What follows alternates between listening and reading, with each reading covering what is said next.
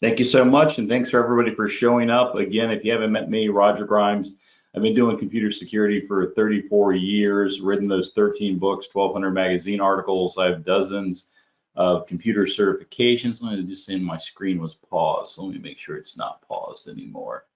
There you go, should be seeing dozens of computer certifications. I was also for decades a weekly security columnist for InfoWorld and CSO magazines, and I currently, there's some of my books. The last one I wrote recently, a couple of months ago, got released as Ransomware Protection Playbook, which is some of the stuff I'll be sharing with you today.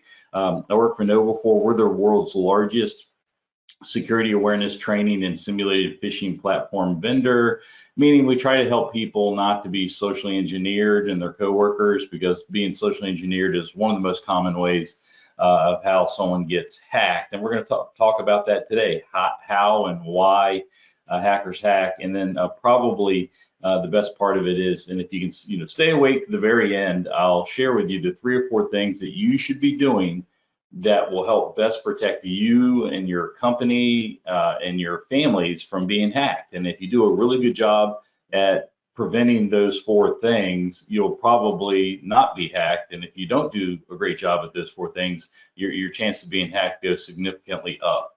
But we're going to start with how and why hackers hack. A lot of people will ask me, well, why do they hack me? I'm a small business person. I don't have a lot of money. I'm not rich. Why do they decide to hack my company?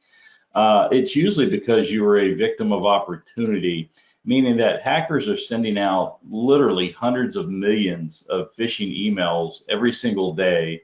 And on this particular day, you or somebody in your organization just happened to click on the wrong email, open it, get tricked into clicking on the wrong link or to downloading a file that they shouldn't have downloaded that was really what we call a Trojan horse program that then takes over the computer. That's how most companies, organizations, people end up getting hacked, is it just was kind of random. It just, that particular day, you or somebody in your company got tricked into opening the wrong email or clicking on the wrong web link or whatever. Although sometimes you can be targeted. There are people that are trying to hack particular companies and go out of their way to hack them, although they typically are the larger companies, and those attacks are far less common.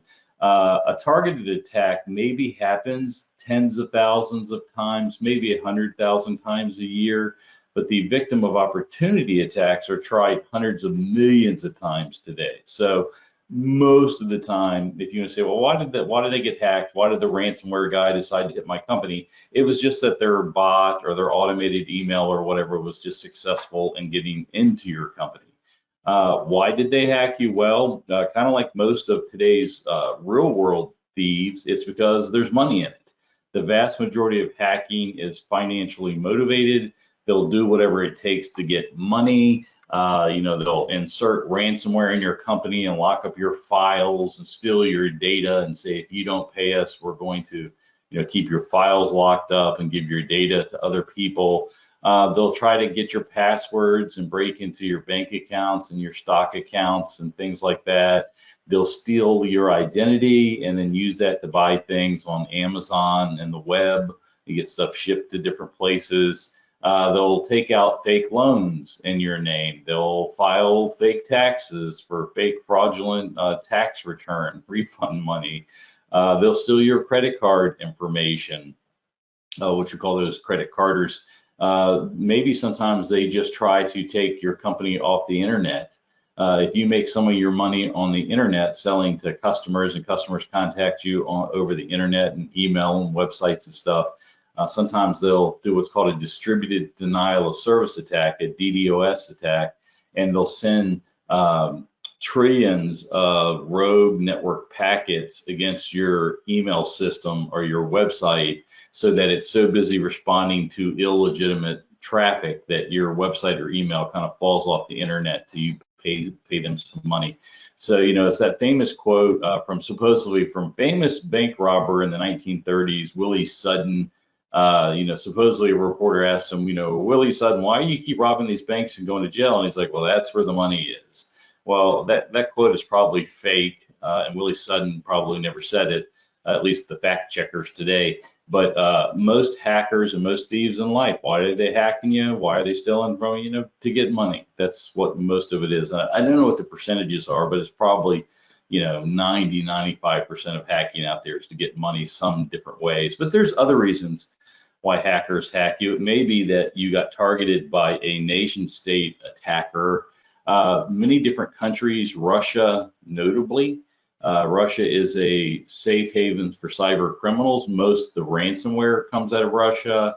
China's been stealing patents and intellectual property and secrets from America and other countries for decades.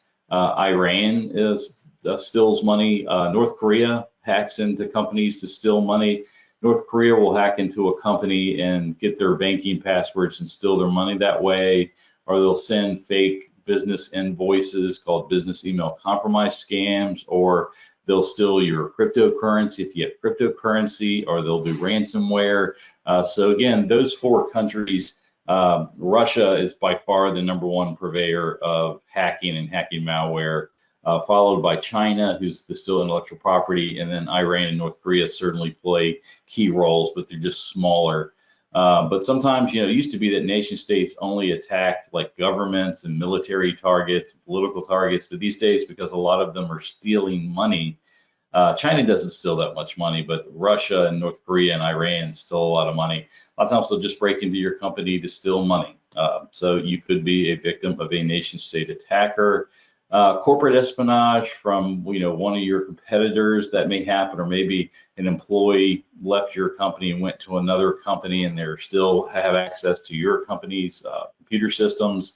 It can be maybe an employee's getting ready to leave and they'll go take your customer list to other people. Maybe it's a competitor that wants to find out about some contract or some contract bid that you're doing. Corporate espionage from competitors and stuff is not it happens time to time. Insider attacks along that same thing. Employees, sometimes employees just don't do things that are in the best interest of the company or themselves. I was a VP of IT for a large company once, and there was a woman that I liked on my team, and she was just a regular kind of help desk person. And when I interviewed her for her annual raise, I said, well, what do you want to do? What's your future career path? She goes, I want to do databases. So I sent her to lots of database classes for tens of thousands of dollars, and I tripled her salary in just a year or 2 years. And it turns out she was stealing credit card information from our customers of that company and buying Dell laptops and network equipment and shipping it to her house. She apparently wasn't that smart because she got it all shipped to her house, and we were able to identify the thief and arrest her. But all along, years later, it's probably been 20 years now, I still wonder, why was she stealing? Because I had tripled her salary and was putting her on the career path that she wanted. And I don't know, because police took her away and we didn't talk after that. But I was always amazed that a trusted person, a person that I really admired and was trying to promote, would hurt my company that way. Gamers, they're kind of a special class of hackers. Most gamers attack other gamers, although many times they break into other people's computers to steal money, to get money for their gaming habit. But most of the time they're attacking other gamers. Their typical thing is that they'll be having some type of shoot 'em up game against some other person or team, and they will attack that person's computer or their server to slow it down so that they can then shoot faster and move faster than their competitor to get an unfair competitive advantage. Sometimes they will steal gaming credits. So in a lot of these games, you can earn credits to buy supplies and ammunition and shields and swords and weapons, and to be able to be promoted to different levels. And they will hackers will break in and steal people's gaming credits. A lot of the malware, malicious software, viruses and worms and Trojans that runs around the internet, when it breaks in, it will look on computers for different games, and if they find those games, they will steal the gaming credits or money if they can, and then actually resell them at a discounted price on the black market to other gamers that would like to have those things. It's a very big business these days. A really weird type of an attack is called swatting attacks. A swatting attack is when a bad guy that's playing a game against another person gets mad at that person, and they try to look up the potential victim's current mailing address, and then they fake a phone number as being from that person, call that person's local police department and claim that there's some type of horrible event going on. And they'll claim like they're the victim, the person that they're mad at. They'll call the police department and say, I'm killing everybody. I've killed my girlfriend. I've killed my kids. I'm gonna kill any cops that come.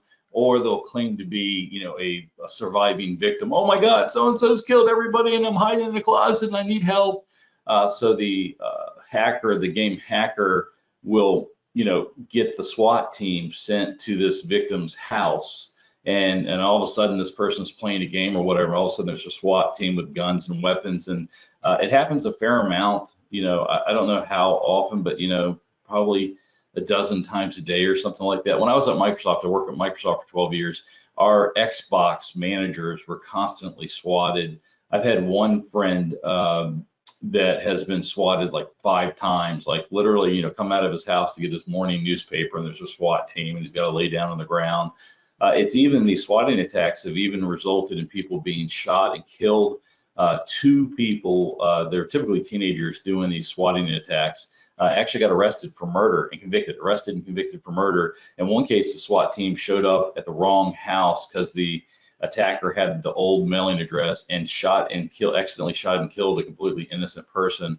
In another case, again, the SWAT team showed up at an old mailing address, and when they told the guy that he was outside to lay down on the ground, he actually had heart problems and he had a heart attack and died. And so at least twice these swatting attacks have killed people. They're so frequent and popular that many police departments around the country, and probably all of them, have now been trained in these fake swatting attacks. But in Redmond, Washington, where Microsoft is headquartered, and many other cities, the police department actually has a list of people that, hey, if you get a call for a SWAT call or something that involves one of these people's names, don't send the SWAT team right away. So it's really kind of a nasty form of hacking. Sometimes the hackers just want to be able to use your computer resources for their purposes.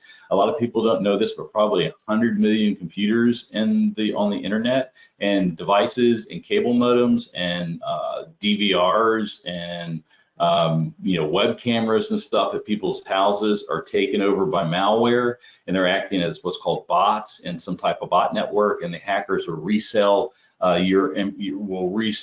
botnet to somebody else to attack some other company. A lot of times people's computers, they don't know, they're complaining that, oh, my computer is so slow, I hate Windows, or my internet connection so slow, I can't believe it. And they don't realize that their computer or network is being used to host malware and to attack other companies and things like that. Or Bitcoin miners. Bitcoin is the most popular cryptocurrency, and you have to have computers that are very, very fast and powerful that can do calculations, cryptographic calculations. And if you do trillions of them, you can earn Bitcoin. Each Bitcoin's worth like $39,000 today. But a lot of people, especially on cell phones, it happens. You'll go to a website and you don't realize that it has what's called a Bitcoin miner Trojan on the website, and that Trojan actually takes over the memory of your cell phone and starts using your cell phone to calculate for Bitcoin in a distributed collective network. And a lot of people go, oh, my battery's dying. Look at that, my battery, it's dying. Oh, and they charge it up and it dies again. And then, oh, let me reboot my phone. And then when they do that, it doesn't die anymore quickly. And what they don't realize is they actually had a Bitcoin miner Trojan in their memory that was using all the processing power to try to generate new Bitcoins for the attackers. And when they rebooted the phone, it cleared it out of memory. So it's not unheard of on that. There's a lot of hacktivists these days, hackers, that they don't like your company for some reason. They have some political or philosophical disagreement with a potential victim, and they will attack them and try to shut them down, denial of service attack off the internet, cause financial harm, try to disrupt sales, try to publicly embarrass you if they can get video of someone killing a cow or a chicken or something like that. They're also known for what's called doxing. That's taking documents. They'll break into your company's computers, steal financial and other information, maybe embarrassing emails or something, and then release them out on, on the internet or to other people. Or maybe sometimes it's just your home address or your employee's home address is going, look at this person, they kill animals, go to their house and show them that they can't kill animals or something like that. There are some kind of good hackers out there. There's some that take down child predators and child pornographers. But even so, there's probably the biggest group in America or around the world is called the Anonymous Hacking Group. And they always kind of claim to be the good guys. Like right now, they're hacking Russia on behalf of Ukraine. But the Anonymous Hacking Group, they kind of attack anybody they want to. And sometimes they attack journalists like myself. I was writing a story on Anonymous once, and they didn't like some of the sentences I talked about because some of the anonymous people were doing illegal things, and they attacked me and doxed me and all this other stuff. So not always the good guys. If you're lucky, kind of, maybe the reason why you got hacked is for adware. Adware is sometimes called pestware, and what it is that some hacker has been paid to direct as many views or hits towards a particular website. Usually the company that ultimately is involved in their website doesn't know that the hacker is involved. They've just a company's got some new product or web page and they want to get a bunch of views, and they go to their marketing company and go, hey, can you get me 1 million views on this web page? And the marketing company is like, oh yeah, and they contract with some internet marketer, and what they don't know is that internet marketer has a relationship with a hacker that pushes out this adware and infects people's computers. And then every time that computer is turned on or the person goes on the web, it actually gets redirected to some other website they didn't mean to go to. So they were like trying to go to Google, but you end up on like a cat video website or something. And sometimes you don't even know it's happening. It's happening on a hidden browser session that's running on your computer that you don't even know about.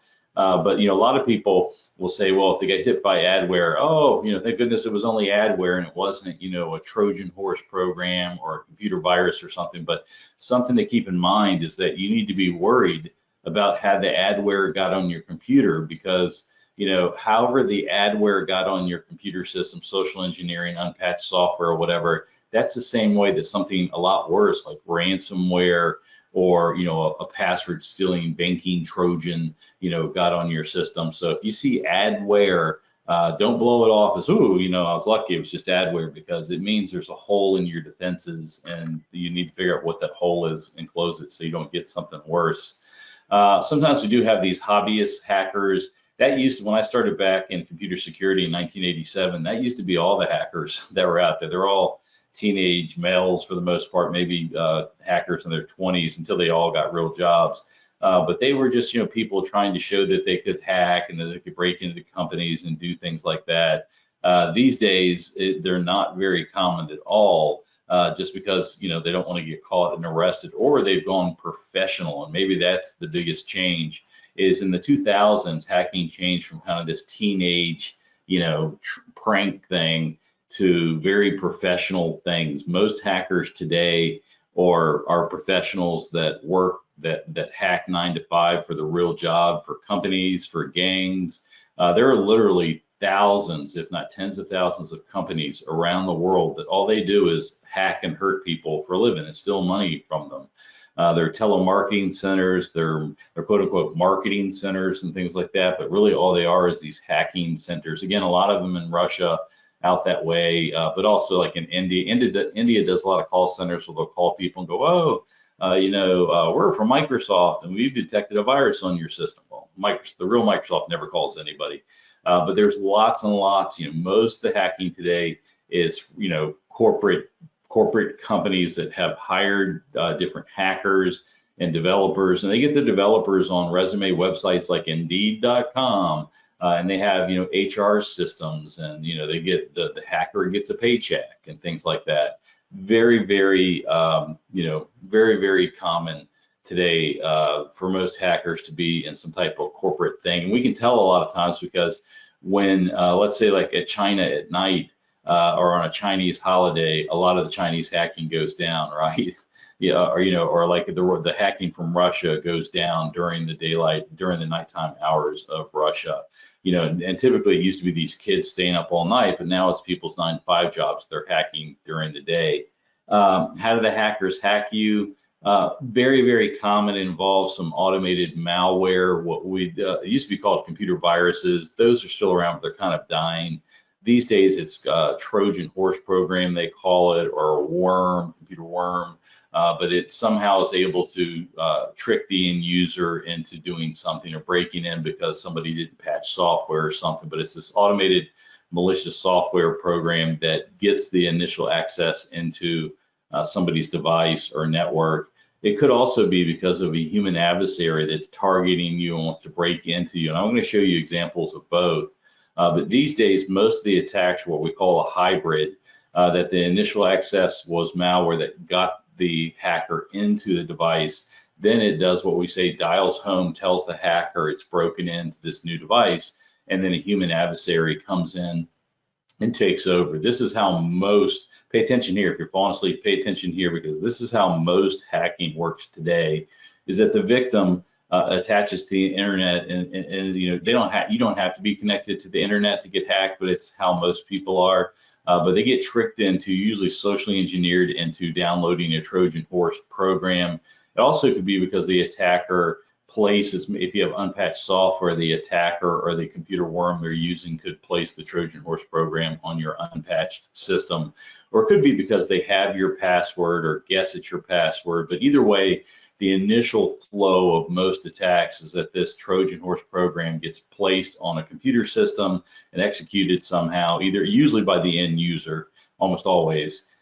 He accidentally executes it, and then it installs itself on the system so it can live through a reboot. It usually will collect any any passwords that you've stored in your browsers, upload them to these computers called command and control center servers. Really, they're just servers that are other people's computers and network devices and cable modems and TVs and stuff that are taken over by other malware. But the Trojan horse program will connect out to those command and control servers.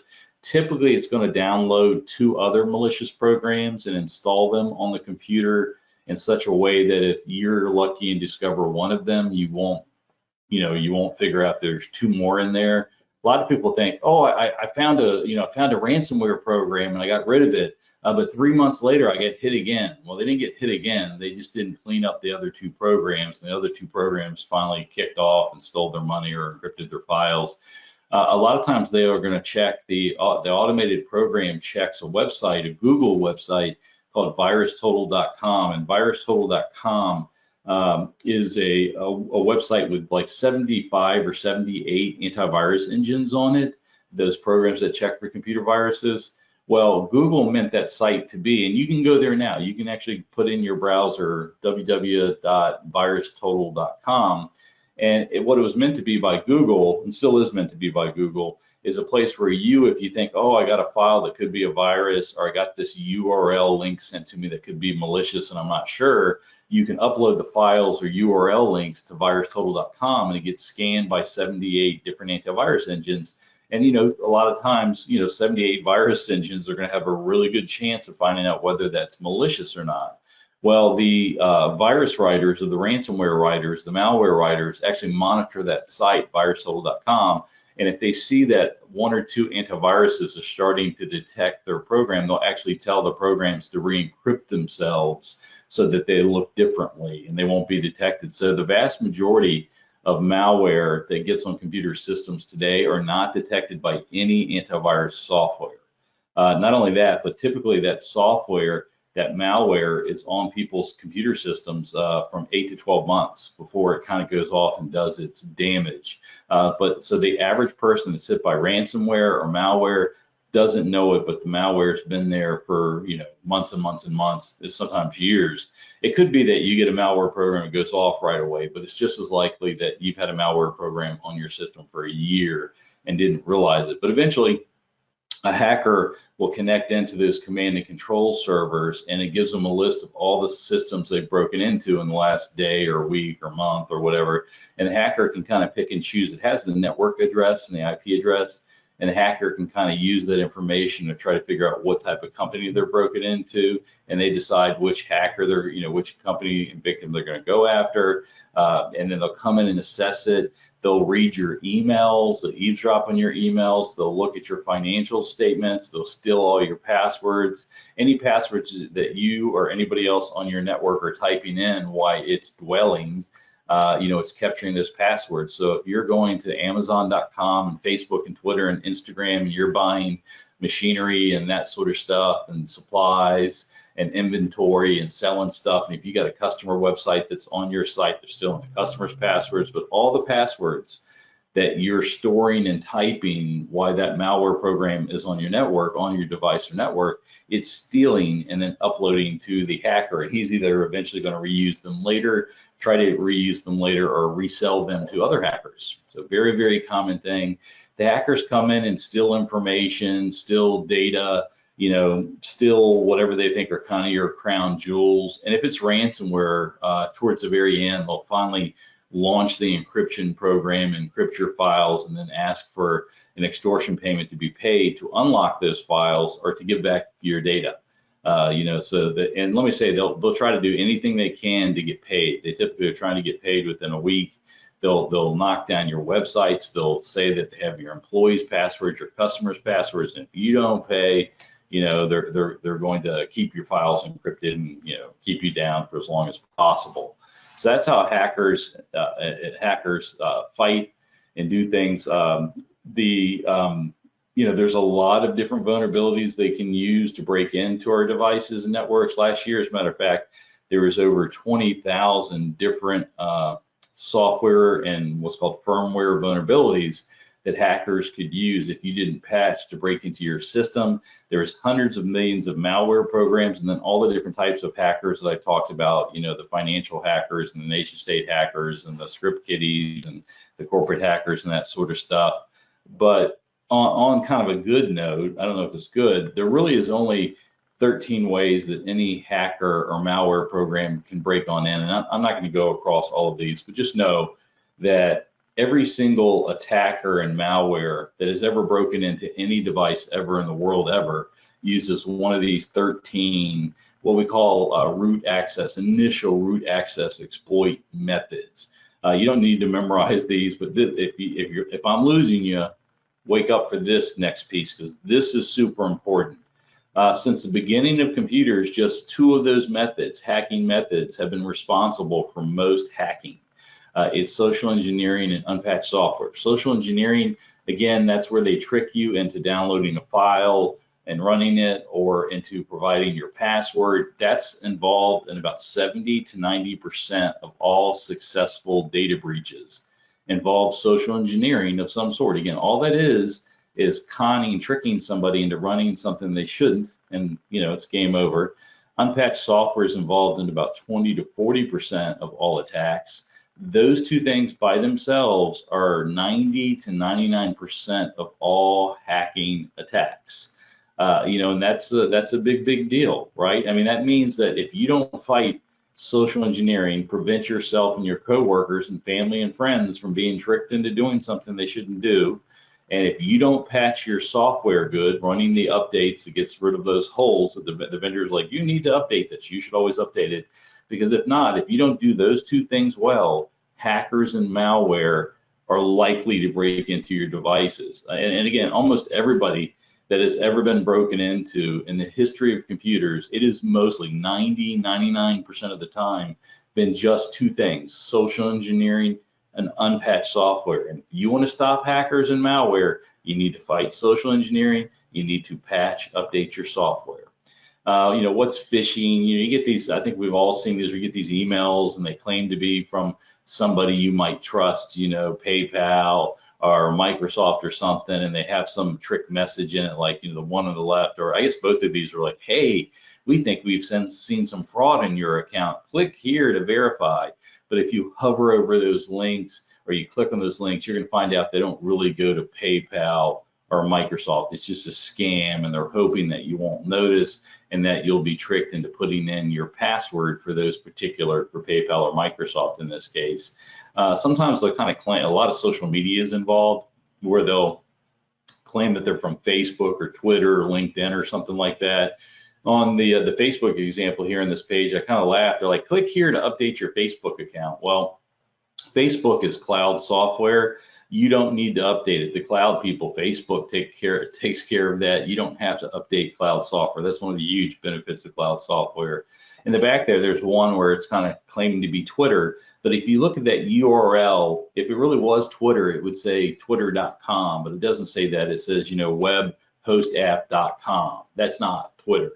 Or the bottom one looks like LinkedIn, but it's not really LinkedIn. It's really, if you look at that link, it's www.linked.ni. The NI is the country code for Nigeria. So that particular phishing attack is coming from Nigeria, not from, Microsoft, who owns LinkedIn in Redmond, Washington. But, again, if you don't notice those URL tricks, you might, end up thinking that you're going to some particular place and you're really not, because they have good fakes. A lot of social media is involved in scamming these days. Usually the scammers have compromised one of your friends or family members, and they send you this link going, oh, open this video, click here to watch this video.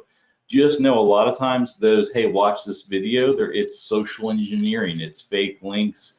Especially the big way that you can tell is that if you click on a fake video, they're always trying to get you to install something. They're trying to get you to add an extension to your browser or to update Adobe Acrobat or Flash or something like that. If at any time that you're ever told that you need to install new software to watch a video or picture, just say no. Just say no. It's not. It's just our friends and family members that have been compromised that are now trying to compromise us. These fake invoices get sent. This is an example of a shipping company that's called Maersk. Maersk is the world's largest shipping. Maersk, the world's largest shipping and container company. They were sending me a bill to pay when I worked at InfoWorld, but I was just a columnist, a part-time columnist. I didn't pay shipping invoices, but if this got sent to somebody that was inside of InfoWorld that could pay invoices, they might get tricked. But if I look at the email address, it wasn't. Maersk is the largest shipping container company in the world. It would say Maersk.com, but instead it says onlinealex.com.pl, meaning it's coming from Poland. It's again, it would say Maersk.com if it really was from Maersk, but and I don't pay invoices, but they're trying to trick me into downloading this attachment. If I downloaded that attachment, it would either be a fake invoice that they're trying to get me to pay, or more than likely it would also have a Trojan horse program that would get executed and then take over my system. We're starting to see a lot more phishing on SMS, shared messaging service, short messaging service, which we call smishing, which is SMS phishing. And if you can look at those examples on the screen there, they're all real world examples of people that were trying to hack me. Click here, and you just don't know where they're going to go. Like one of them on the right-hand side says claiming it's from Wells Fargo. Well, I don't have a bank account with Wells Fargo, but Wells Fargo is the world's largest bank. And so millions of people that got that text might be tricked into clicking on that link thinking their account has been locked by Wells Fargo. Or the one on the bottom right that says, hi, this is Stephanie. That one actually got sent to me by my friend Stephanie. It was one of those, hey, we tried to deliver a package, but you're not home, and they want you to click on that link. And again, they're trying to get your login name and password or install some malicious content.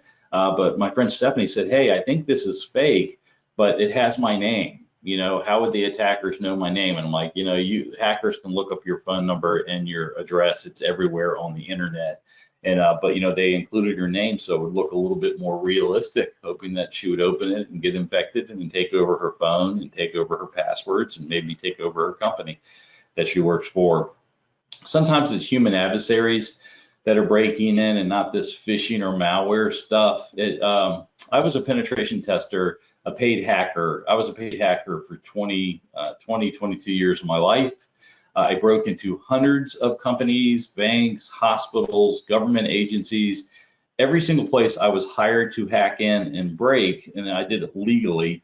I broke into in an hour or less. And I'm not even that good of a hacker. On a scale of 1 to 10, I'm maybe a 5 or a 6. But, one company took me 3 to 5 hours, and that's because it was the second time I was there and they'd done some of the defenses I told them to do.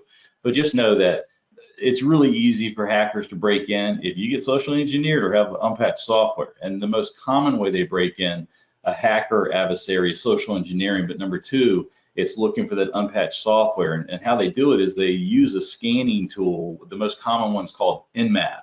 And anybody here today can literally go on the internet, find Nmap, stands for Network Mapper, and that tool, you say Nmap and the domain name, like nmap.nobefore.com, and it will fire off and scan your network and tell the attacker all the different software that you're using and the version numbers. And the version numbers are important because that will allow the attacker to determine whether or not the software they're going to attack is patched or not.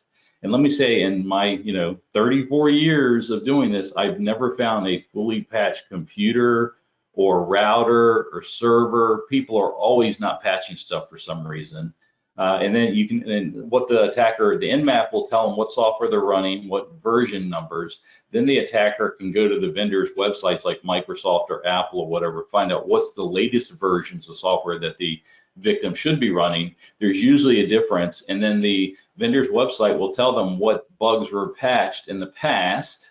And then they can actually go download that exploit. There's literally dozens of websites on the internet with hundreds to thousands of these vulnerabilities or exploits that will exploit found vulnerabilities. Like one of the most common ones is called exploit-db.com. You can go there right now, and it has over 44,000 different exploits.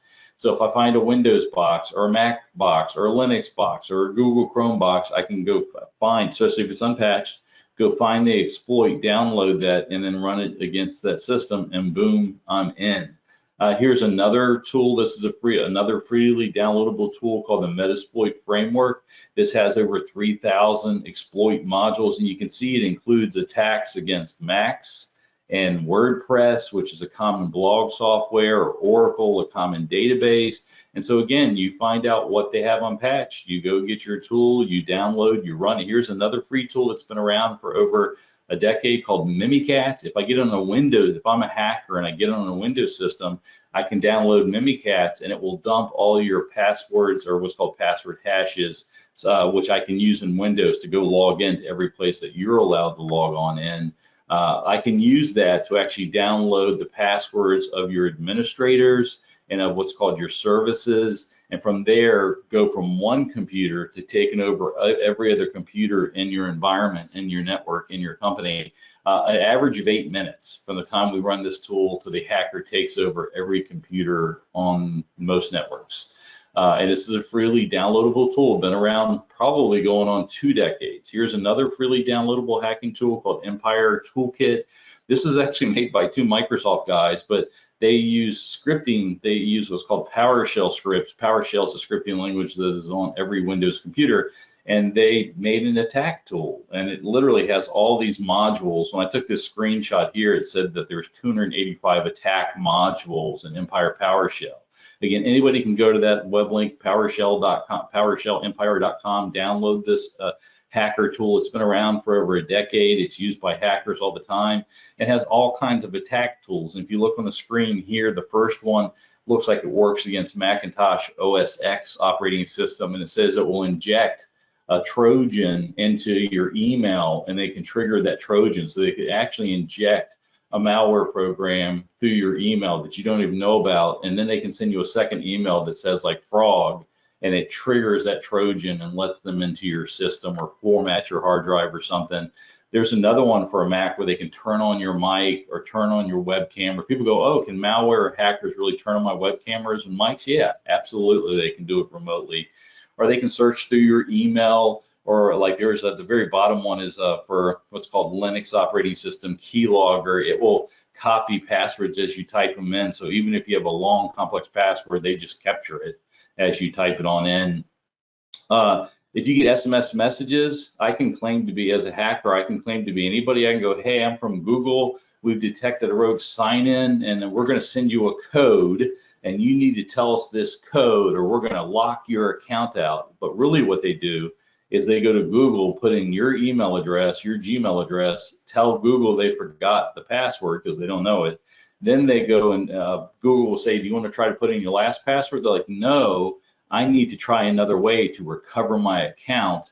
And then the code, they can actually say, send me the code in SMS. So the victim gets this code, thinks that Google Tech Support sent it to them, types it back in response to the message, and the attacker can actually take that code and take over the account. And it's just game over. And you can really do this all kinds of other ways. Like I, as an attacker, can go, hey, I'm from your county, water supply. There's been a large water main break. Don't use your water, boil water till further notice. There's been a big water main break. Do you want to be notified when we repair the water main break? Yes. Okay, we're going to send you a code. Just type that code back and, to sign on up. And what you don't realize, that code was resetting your password at your bank or your stock account or something like that. The trick is you don't know who anybody is when they're texting you on an SMS message. It could literally be anybody. So these are good examples of all the ways how hackers and malware could attack you. So how do you fight it? This is it. It's not buying any special software. It's fighting social engineering. However you do that, try not to get tricked and teach your employees not to get tricked in giving out passwords or downloading stuff that they shouldn't. Remember, social engineering is responsible for 70 to 90% of all attacks. So you need to fight social engineering. You need to patch your software, which means update it. When the software says you need to update it to get rid of the bugs. Use multi-factor authentication when you can. A lot of times it's like some program on your phone, or it could be something that you plug into your PC. If you can use multi-factor authentication, that's great. Unfortunately, most programs and websites don't use multi-factor authentication, so you're going to have to use a password. If you use a password, make sure you use a different non-guessable password on every website and service. The biggest problem people do is they use the same few passwords for all their websites, and that's bad because hackers can hack websites, find your passwords, and then use them against you. Also, teach yourself and everyone you know in your company and your family and your friends how to spot those rogue URL links that you get sent in email and other things, to let them know that, be able to tell the difference between a real email from Microsoft and a fake, email from someone claiming to be from Microsoft. If you download this slide deck and you get those two links there, that first link is an article where I talk about the top 12 rogue URL tricks that hackers use to trick people into clicking on things they shouldn't. That last link is actually a 1-hour webinar where I cover over 50 examples of rogue URLs and how you can tell the difference between it. If you want to know everything you can do to prevent phishing attacks, social engineering attacks, that first link is a 1-hour webinar of me boring you to death talking about how to stop phishing. It's 99 slides long, everything I can think of to stop phishing. If you don't want to be bored to me by video, you can be bored by me by ebook. That's a 49-page electronic book that tells you everything that, again, my brain could think of to stop social engineering and phishing attacks. Now, and a big part of it is you want to train yourself and other people how to spot scams and then how to respond, which is hopefully to ignore them, delete them, report them to somebody. I like to tell people that most scams, not every, but most scams have these 4 traits. That first of all, the message arrives unexpectedly. You weren't expecting it. Then the sender's asking you to do something that you've never done before for that sender because it's a fake thing. A lot of times it has what's called a stressor event where they're like, you need to do it now. If you don't do this, you're going to lose money. If you don't do this, we're going to lose the contract. If you don't do this, you're going to miss out on the discount or something like that. And if you perform the request and it's malicious, could it hurt you or your organization's needs, right? So if you have any message that ever has these 4 traits, it's arriving unexpectedly, it's asking you to do something you've never done before for that sender, it's got a stressor event in it, and if doing it could harm your interest, we'll slow down and try to confirm it using a voice call, a legitimate voice call to the person, to a known good phone number, or go to the main website. Don't click on the link in the email or something like that. But if you could train yourself and your coworkers and your friends and family how to recognize these 4 signs of a scam, you're much less likely to be scammed. You can also go to this link at the bottom of the page. This is a cool PDF poster that you can print out or send to anybody that gives the 22 red flags of social engineering in an email, the things you should look for in an email that may indicate that it's a fake email. I did the same thing for internet URL links. Here's the 12 most common tricks that hackers use in URLs to make you think that you're going to some trusted place when you're really not. Also, my password policy advice is, if you're using, try to use multi-factor authentication where you can. Unfortunately, maybe 2% of the world's websites and services support multi-factor authentication, so you're usually going to have to use a password. The most important thing there is make sure to use a different password for every login, for every different website and service that you use. Don't reuse the same password across multiple websites and services. If you can, use what's called a password manager. That's something that can create different long, unique passwords for every website and service, and you don't have to create these passwords or even type them in, because the password manager does all the work for you. If you must create your own passwords, you want them to at least be 8 characters long, really 12 characters if you want any type of security. And just know, we are seeing hackers crack up to 18 character passwords if you're using like some human password or passphrase like Roger jumped over the dog or something. If you really want a good password, it should use a password manager, because that makes very unique, complex passwords that hackers cannot guess or hack. Just know at KnowBe4, we're very big believers in educating people and doing those simulated phishing attacks. And if people do education in the simulated phishing, it reduces the amount of employees in your company that can be phished from over 30% to below 5% in less than a year. With that, I know I've gone over a little bit, but I'd love to take some questions. I know that Adam was going to say a few things. When we get through, we're going to take some questions. If we don't get to your questions today, or you just want to ask them privately, you can email me at rogerg@knowbe4.com. And of course, you can follow me on LinkedIn and Twitter. But with that, Adam, I know you had a few things to say. Thank you, Roger. You can hear me okay? Yes. Okay, great. Yeah, thank you for all the information you provided. It's, I think, highly valuable for everyone and our dealers. DIS is also working on putting together a best practices document that we hope to have available shortly, as we have hired a director of cloud operations to facilitate that.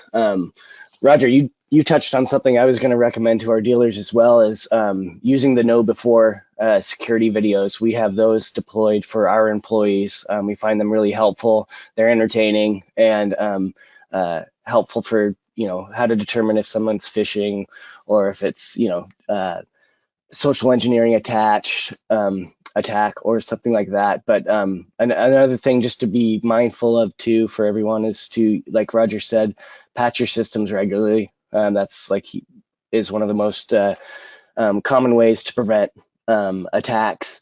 One question I had for you, Roger, is we use KeePass in our IT department here. Is there a recommended password manager that you use? Well, that's a good one. I use a different one, but KeePass is a good one too. I kind of say make sure you use one of the big regular ones. And if you're really thinking about, there's a great Wired magazine at wired.com. If you type in password manager, they have a password manager review that covers like 8 different password managers, and they cover them and say why they like them. And I think that's a good article if you're not really sure. But KeePass is a great long-term. You just don't want to use a new one. Like Roger said, for every site, if you generate a new password like KeePass, you can just tell it to generate a 256-bit encryption password, and you just save it in there, and then you can copy and paste that. And whenever I usually save the URL for whatever site that's attached to, it adds your username and the attached password, and it's stored for you, so you don't have to remember 48 or however many different websites that you have username and passwords to. But it is helpful as an organizer for that. But Yep. Roger, thank you again. I think we could open it up to some Q&A now, Laura, if people have questions. Perfect. Yeah. So the Q&A is open, and under the questions tab, you can ask your questions there. We did receive a couple. Do you suggest we use virustotal.com or not to use that? Yeah. I think it's an all right site to check to see if something's malicious. I tell you what, on Windows systems, I like to use a Microsoft program called Process Explorer. It's actually on a website called SysInternals, but it's called Process Explorer. And what it does when you run it, you can download it, it's free, download, run it. And what it does, it shows you everything running on a Windows system. You can choose the menu option called Options, Virus Total. And what it will do is submit all the stuff running on your computer to Google's virus total and then tell you how many of the computer virus programs think that what you're running is a virus.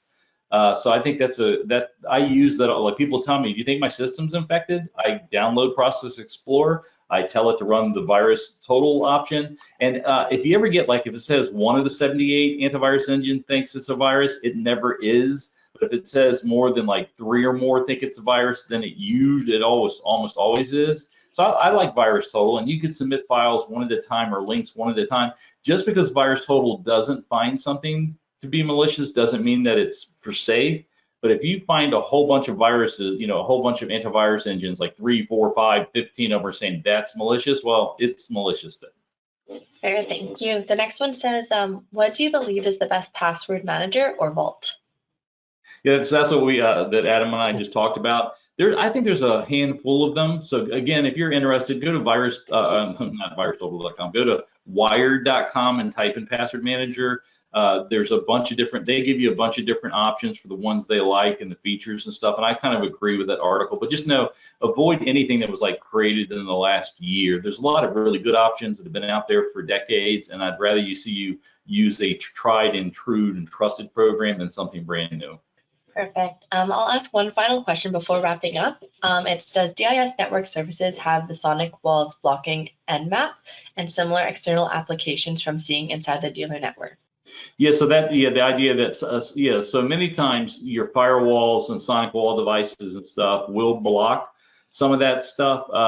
Hackers have tricks and ways of trying to figure out. Nmapper is the most common way, but there's many other ways. I mean, the easiest one is I can kind of act as if I'm a legitimate service, and then sonic wall or something else might let it through. But certainly anytime you have a firewall on or something like that, that helps you. The problem these days is a lot of times the attackers, well, okay, I won't attack the corporation or the corporate network. I'll attack the user at home or on their phone, and then try to go through that way. So, having a sonic wall is certainly a very, very good thing to have. Any firewall, any antivirus you have, that sort of stuff is going to help you.